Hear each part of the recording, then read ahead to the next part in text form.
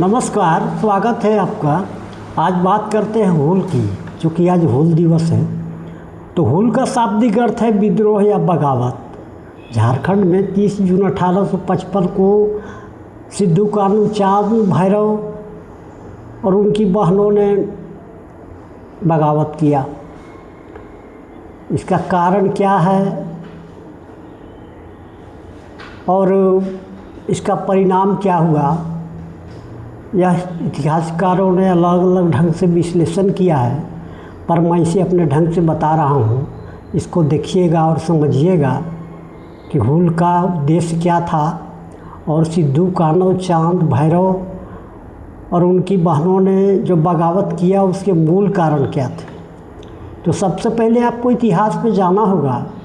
इतिहास में देखना होगा कि इसकी जड़ कहाँ से था, इस विद्रोह का, इस बगावत का, जिसमें संथाल परगना के आदिवासियों ने जी जान से संघर्ष किया और अपनी जान की परवाह नहीं करते हुए ब्रिटिश सरकार की आधुनिक सेना के सामने लड़ने का साहस किया।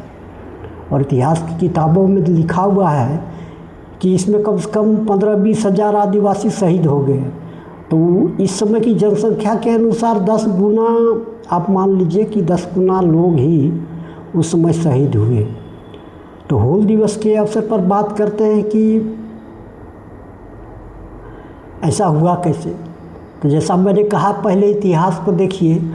तो इतिहास को देखिएगा तो आप पाएंगे कि 1764 में जब मुग़ल शासक ईस्ट इंडिया कंपनी से युद्ध हार गए,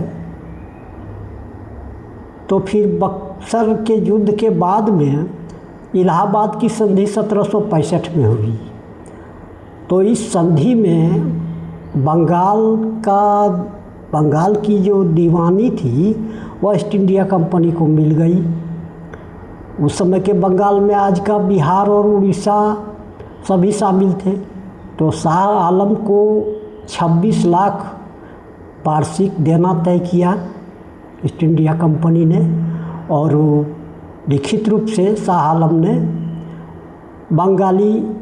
बंगाल की दीवानी ईस्ट इंडिया कंपनी को दे दी। तो इसके बाद ईस्ट इंडिया कंपनी ने अपने क्षेत्र में शोषण का चक्र चालू किया। बंगाल में 1793 में जमींदारी व्यवस्था लागू की गई लॉर्ड कॉर्नवालिस द्वारा। इस व्यवस्था में काश्तकारों का अधिकार ख़त्म किए गए। इसे किस प्रकार से ख़त्म किया गया, इसको समझना होगा। भारत में शासक लड़ाई करते थे, युद्ध होते थे, वे हारते जीतते थे, पर वे गांव में रहने वाले किसानों जो खेती कर रहे थे परंपरागत रूप से, उनको भगाते नहीं थे। वे नए किसान लाकर बसाते नहीं थे। इस प्रकार से आप देखिएगा गाँवों में सैकड़ों सालों से किसान अपनी परंपरागत खेती कर रहे हैं। तो यह भूमि धारिता का ऐतिहासिक रूप से सिस्टम था, जिसमें काश्तकारों के अधिकार सुरक्षित रहते थे। भले शासक और ज़मींदार बदलते थे, पर काश्तकार अपनी ज़मीन पर काबिज रहते थे। ब्रिटिश सरकार या ईस्ट इंडिया कंपनी ने काश्तकारों को इस अधिकार को ही ख़त्म किया। ज़मींदारी व्यवस्था में 10 साल के लिए एक ज़मींदार को ज़मीन मिल जाती थी और वह 10 साल तक जो लगान था वह चुकाने का वादा करता था। ईस्ट इंडिया कंपनी फिक्स कर देती थी कि इतना लगान देना है हर साल, और उसी के आधार पर ज़मींदारी सिस्टम चल रही थी। तो ज़मींदारी प्रथा में ज़मींदारों को किसानों से, काश्तकारों से जुर्माने, नजराना और अलग अलग तरह के से अधिक वसूली का अधिकार था। जो किस काश्तकारों को बेदखल करने का अधिकार था वह न्यायालय से था, लेकिन अपने खेत पर बेगार कराना और तरह तरह के जुर्माने लगाना, अधिक वसूली करना ज़मींदार अपना अधिकार समझते थे और काश्तकारों के अधिकार सुरक्षित नहीं थे। जनजाति संस्कृति जो है, जो आदिवासी हैं, वे परंपरागत रूप से ज़मीन और जंगल दोनों पर अपना अधिकार रखते थे। ज़मीन पर उनका सामूहिक अधिकार था, भले ही मुंडा, मानकी, परगनेत और जो सरदार थे उनकी ज़मीनें अलग थी, बाकी जो सामूहिक ज़मीन थी उसमें सभी आदिवासियों का अधिकार था। जब ज़मींदारी सिस्टम लागू की गई तो आदिवासी के जो परंपरागत सरदार थे, जो मुंडा मानकी थे, उनको ज़मींदार के तरह व्यवहार किया गया और उनको लगान वसूली के लिए एजेंट बना दिया गया, पर उनकी ज़मीन सुरक्षित रही। पर अधिकांश आदिवासी गरीब हो गए, भूमिहीन हो गए।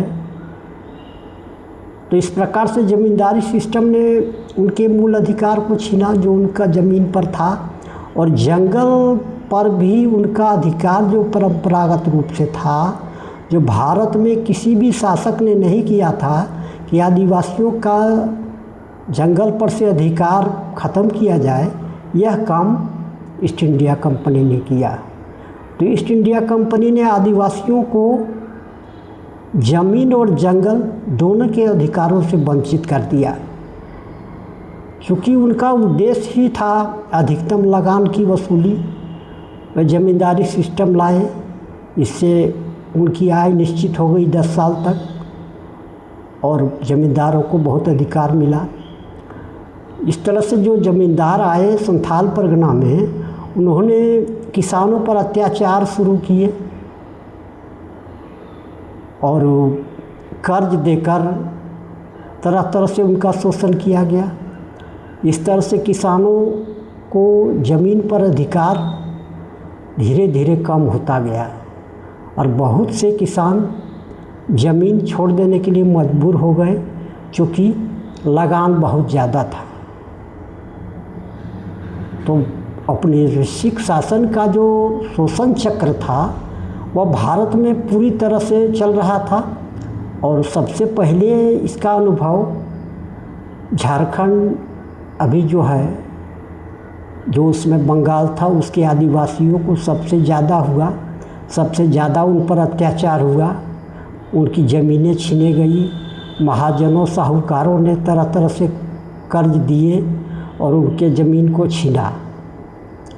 और बाहर से आने वाले लोग ज़मींदार थे, क्योंकि ज़मींदारी नीलामी होती थी, इसलिए जिसके